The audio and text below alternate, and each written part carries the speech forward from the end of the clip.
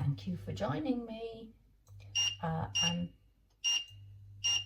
back at the cooker and I'm going to make a watercress soup. Having said that, if you look at the blurb underneath, you'll see that it contains more than watercress. And we're starting off with one of those other ingredients, one finely chopped onion. And don't want it to brown, I just want it to gently sweat and become transparent.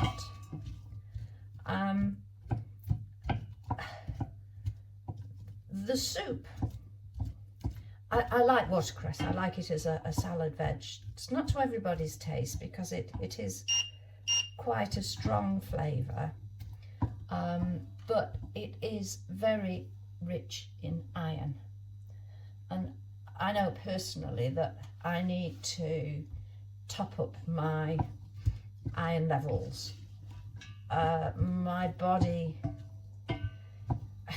doesn't seem to absorb it very easily, so I like liver as well. So fortunately I can eat liver, but also any of the dark green, the broccoli, the rocket, spinach, beetroot, but obviously the watercress, they contain plenty of iron, so you don't have to go down the liver route or the taking the iron supplements. I have to say that when I was pregnant with my son, that my iron levels were really low, and I wasn't improving on iron tablets, so I had to have iron injections. And as it was 50 years ago, I can't remember how often they were, but they were quite regular. And they are quite interesting, shall we say, because my hips, which is where the injections were given, they looked as if I'd been kicked, but it was apparently just staining from the iron. And they were like that for, it was probably until my son was about 1. So it wasn't a good look. Okay, so I'm keeping stirring those and adding the potato. Like the onion, I've chopped it small. My main reason for this being that the smaller it is, the more quickly it cooks. And as we know, every little bit of fuel economy helps. So there we are. I am just going to give those a quick stir. And I'll keep just moving them around, because I don't want them to stick.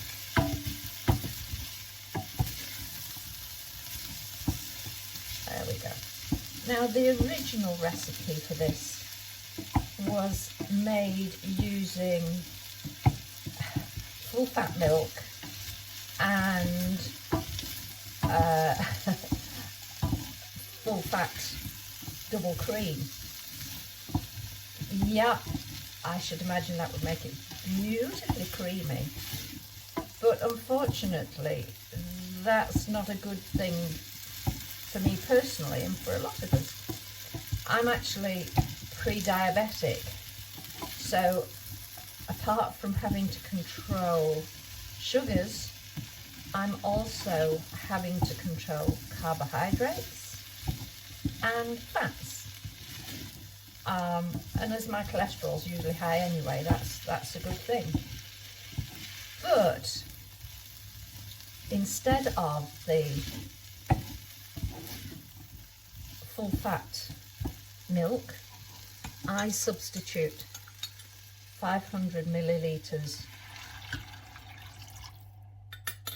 of veggie stock, and I'm only going to put half of this in for now. So about 250 mils of almond milk. Now I do use the non-cow's milk. I use the almond and I use the oat. I use those for baking, cooking, cereals. I have to admit I do have some fully skimmed cow's milk for my tea.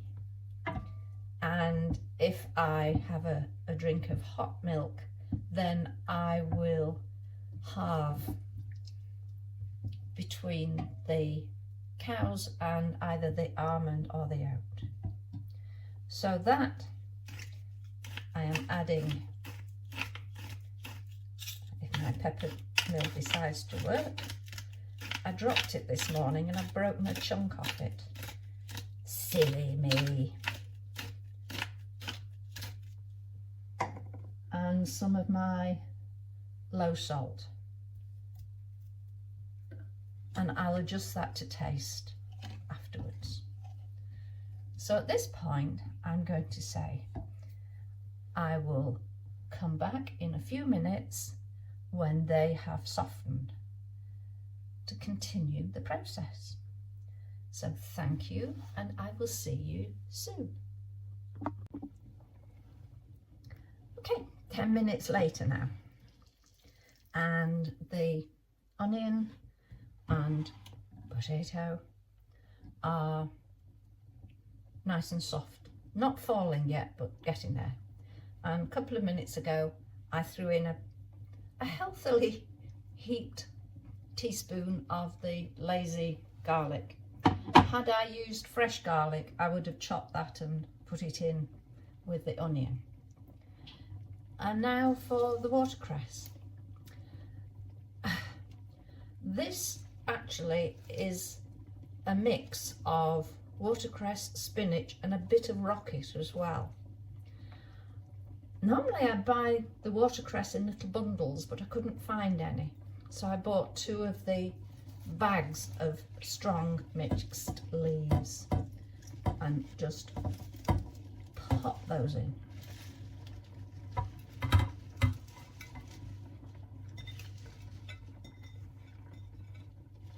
There we are. Give it a good stir and that will fall very quickly. And they are already starting to wilt.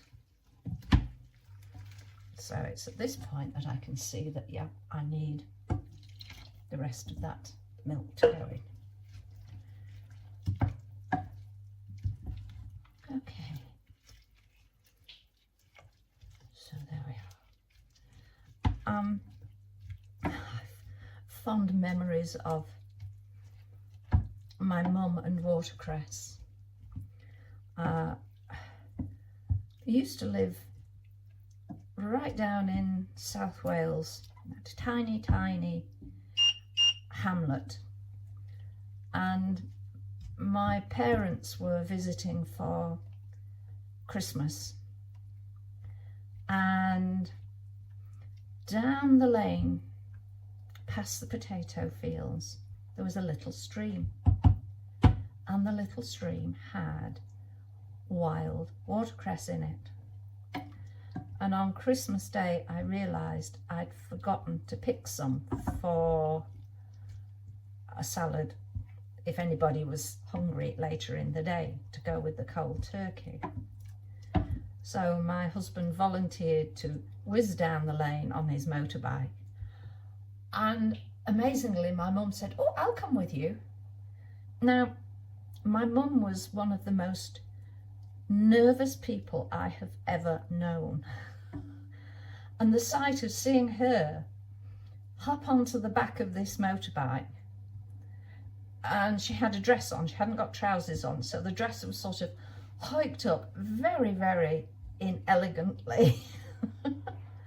And off they zoomed down the lane to pick the watercress, and it tasted good. As with most things, the fresher the pick, the more tasty. And I do have perpetual spinach in containers in the garden, and I love to just pick a few leaves of that and add to my veggies or have it as a salad. I just want to bring this to the boil. You can see it's wilted. I do not want to boil the living daylights out of it. I just want to make sure that the stalks are starting to soften, because I really don't mind if I get bits of stalk in there. It all adds to the texture. Right.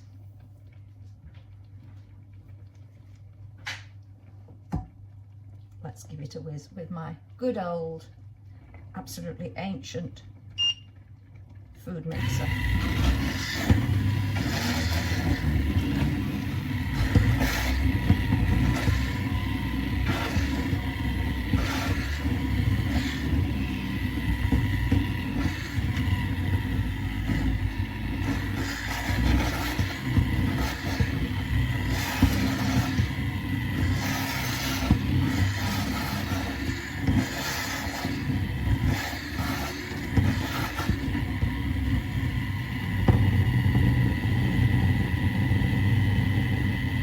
Ever so frothy, but that can be skimmed off, no problem.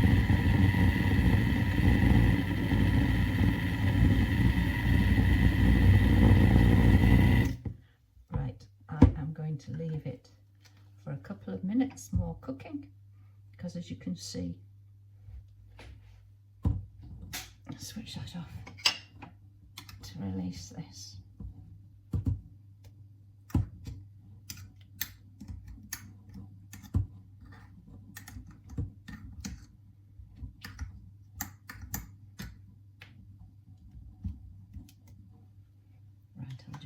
In a moment.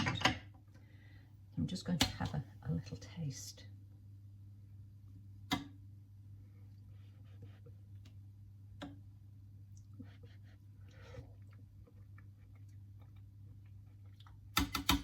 It does need a couple of minutes more. So I will do that, then I will give it another go with the food mixer, and I will serve it with a drizzle of yoghurt and a few sprinkled mixed sesame and golden flax seeds. Again, a bit of texture and some of those healthy fats. So I'll take a photograph of finished product when it's just had this couple of minutes and an extra whiz. Thank you for joining me. Bye.